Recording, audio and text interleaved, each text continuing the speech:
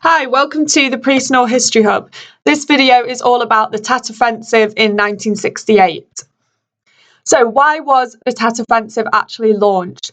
On the 20th of January 1968, North Vietnamese troops surrounded and attacked the US base of Khe Sanh. General Westmoreland sent 6,000 troops to defend it. However, this was only a distraction, because on the 31st of January 1968, the Viet Cong launched a massive attack on over 100 cities and towns in the south during the Lunar New Year holiday known as Tet. It was launched at this specific time for several reasons. The first one is that the Viet Cong knew this was a public holiday, hence there was agreed to be a ceasefire, and half of the ARVN were actually on leave and they were at home seeing their families for the Tet New Year holiday. They were aware that the war was unpopular in the USA and public opinion would not welcome a US defeat in South Vietnam, and this might force them out of the conflict.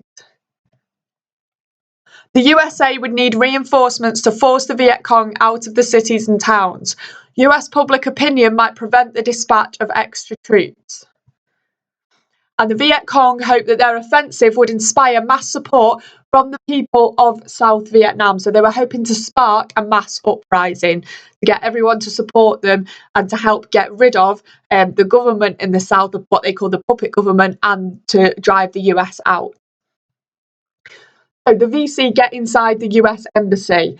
The Viet Cong made rapid advances into many major towns and cities and other military targets, capturing the radio station and the presidential palace. However, the most dramatic event was when a 15-man suicide squad of Viet Cong guerrilla fighters fought their way into the US embassy in Saigon. So they, as you can see in the picture, they blew a massive hole in the wall outside it, and they actually managed to get right inside the embassy grounds. So they held out for 6 hours until it was recaptured, and the whole event was shown live on US television.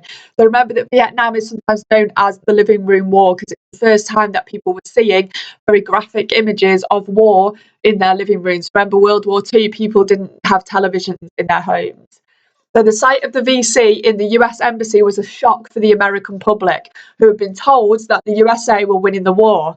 In Saigon, 4,500 Viet Cong fighters kept a much larger US and ARVN force occupied for 2 days. The Viet Cong also captured the major northern city of Hue. They held it for 25 days before it was recaptured by US and ARVN forces. However, while in Hue, the Viet Cong executed anybody suspected of collaborating with the US or South Vietnamese government, and possibly as many as 3,000 were killed. The Tet Offensive proved an important turning point in the conflict, as it showed the Viet Cong could strike at the heart of the American-held territory, especially the perceived capture of the US Embassy in Saigon.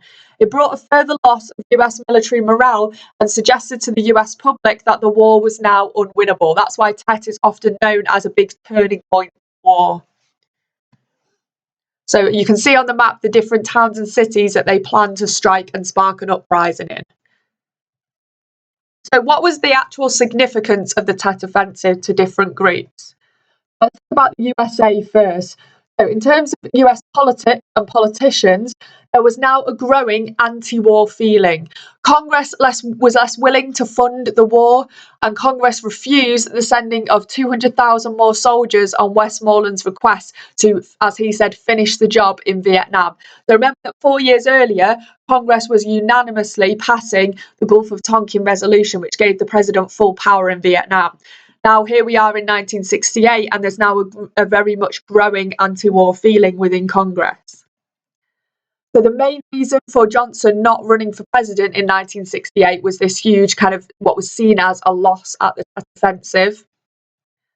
The US Army, some feel they can win with more troops. However, others feel the ARVN did well, so the US Army should leave and leave it to the ARVN. What did the US public think? They felt cheated by the US government saying that the war could end soon. They were shocked by images of the VC in the US Embassy compound. There was a huge rise in opposition to the war and protests, and I'll be doing some more videos on the anti-war movement and the protests that took place. However, in many ways, Tet was a military success for America. However, the media did not report it this way. Okay, so it was, in terms of the USA, it was a military success, but a propaganda disaster. It was seen as a humiliating defeat instead of the success it really was in many ways. So, for example, it was over within 6 hours. They managed to drive them out of the embassy. However, because they got into the embassy in the first place, the press reported this as a really terrible loss for America. So, North Vietnamese.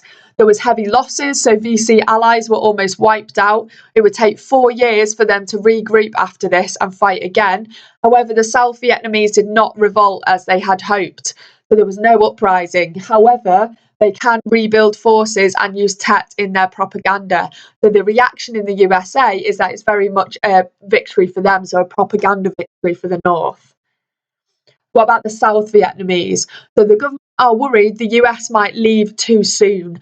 They did get some support from the South Vietnamese people. However, the people are unhappy with their government's failure to protect them, and the attacks show that a communist takeover would in fact be destructive. Okay, don't forget to subscribe to the Pre-Snow History Hub.